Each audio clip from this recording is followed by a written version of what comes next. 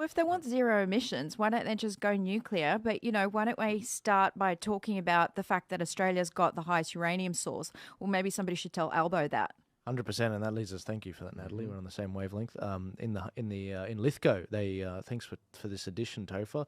The dying town of Lithgow, New South Wales, set for a nuclear power plant if Anthony Albanese loses the next election. I don't like it when they say dying town.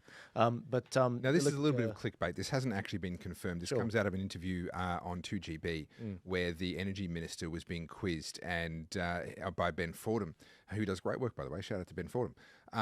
And he was putting the town of Lithgow, saying, can you confirm? Because that's the talk of the town. They all think they're getting one. And he certainly refused to deny it. My read of the way that conversation went was, it seems like that's happening. Also, the Hunter Valley, it seems like it's getting one as well.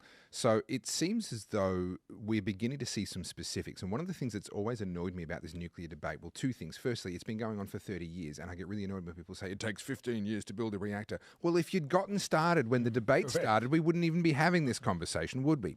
So let's get on with it. But they say, oh, would you want a nuclear reactor in your backyard? Yes, give me. Give me that nuclear reactor in my backyard. We're 100%. Up to stage 4. It's not like it's Chernobyl. Yeah. I mean, we don't have Russians running it, so it's a little bit different. And we're up to, I think it's stage 4 from what I understand, nuclear reactors. They are small. They're not 15 years to build. They're a lot less nowadays. So we don't have to go the full hog right away.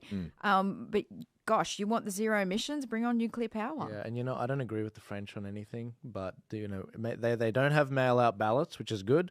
And the other thing is Emmanuel Macron was lecturing an Australian journalist when the journalist said, what do you think we should do about nuclear? And he's like, well, you should end the ban. What's wrong with you guys? We're reaching net zero, through nuclear. We wouldn't be able to do it any other way. I mean, it's probably the only thing Macron got right. I was the member for Hughes, and I was the only member of Parliament that had a nuclear reactor in his electorate. Yeah, Lucas Height. In fact, the reactor was about 5 minutes away from my electoral office. Right? And there was a recent land release of a couple of kilometres away from Lucas Heights, $1 million each for the blocks of land, sort of thing, right? But I don't believe at the moment we should be constructing nuclear reactors. Right? What we need to be doing, we should be, as I said, we've got one of the world's leading sources of uranium.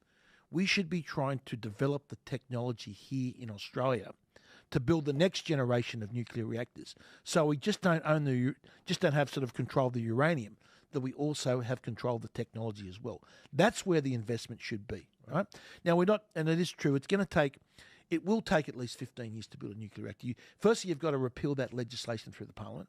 Now, even with the best results at the next Senate, I can't see the coalition and One Nation, UAP, or whoever else having the numbers to be able to repeal that legislation.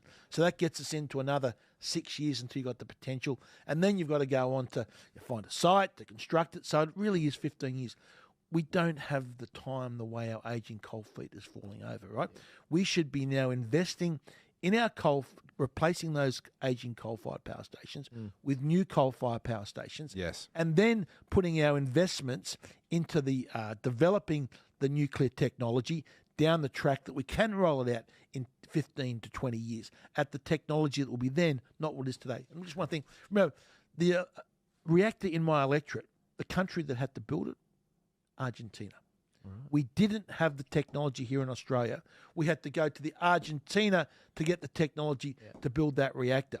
Yeah. We should be developing that technology here in Australia. Wasn't it the Argentinians that were giving hydroxychloroquine out as with a bunch of... Oh, look, it was a different topic, right?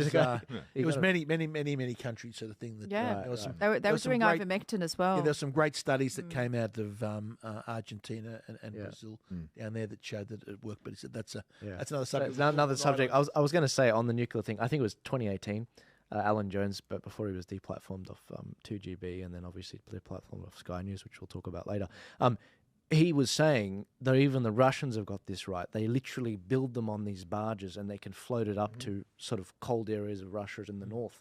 I was like, come on. Can't we build one overseas, get it over here or something? So I want to paint just the seriousness of the problem that we have with our grid and with the aging coal-fired power stations, particularly as governments are pumping huge amounts of money into people adopting electric cars. People think we have an energy grid. We don't have one, we have two.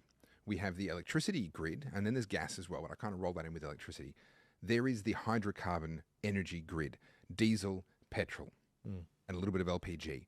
Now, if you actually look at the amount of energy delivered, because I have done the numbers on this, if you look at the amount of energy delivered per year, they're actually pretty comparable in size. So if you want Australia's transport fleet to move across to electricity, we have to find double the base load. We don't just have to replace the base load. We have to find double the base load that we have right now in order to enable these people to be able to plug in their little planet-saving fire starters at night so that they can drive to work in the morning. Once you understand the scale of the problem, this net zero transition without base load, and I agree with you 100%, coal, I want to see atmospheric carbon dioxide get up towards 800 parts per million. Don't even talk to me about a problem until we're over 1,000 parts per million. That conversation is off the table until then. We're only at 420 odd at the moment. But we have got to get busy with base load, especially if they're going to keep on pushing ahead with electric cars. Moving on to the next story, we're getting